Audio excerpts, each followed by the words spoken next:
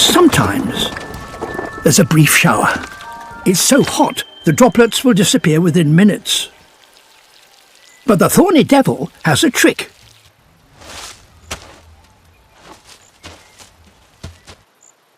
He's found a tiny puddle only a few millimeters deep, and he dips his toe into it.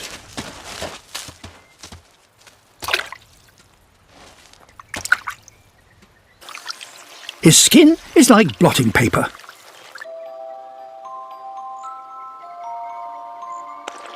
He collects moisture by capillary action, sucking it up along the interconnecting grooves until he glistens all over. When the water reaches his mouth, he can collect it, while still keeping his head up on the lookout for danger.